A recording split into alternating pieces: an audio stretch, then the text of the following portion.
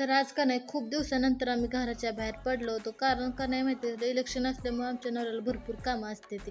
आज म्हटलं राहायला जरा दवाखान्यात दाखवायचं आहे, चला जाऊन येऊया. मग काय एका मिनिटात तयार झालं, म्हटलं चला आवरपट दिसणं जाऊन येऊया. मग काय आवरलं आणि गेलो आणि गेल्या गेल्या घरात रसच प्यायला बसलो. कारण की त्याला दिसला म्हणजे रस चल पाजच म्हणतो.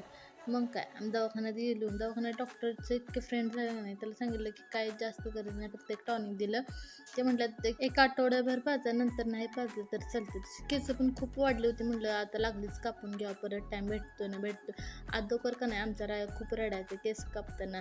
आता का नाही खूप शहाणेबाळ झाले, एकदम शांत बसते, कापून घेते. हा आता फायनल केस कापला. तो म्हटला पप्पा तू पण काप की केस. मग ते पण बसले केस कापायला आणि म्हटलं नको तरी भाजी चारा आमच्या नवऱ्याने आणले बा, एवढ्या प्लेट आमच्या नाही त्या. नंतर बिल भागूसताना ह्या बसलं होतं गाड्या, म्हणे मी चालू का मम्मी, मी चालू का. चला भेटूया आता नेक्स्ट व्हिडिओ. सबस्क्राईब, कमेंट आणि लाईक नक्की करा. बाय.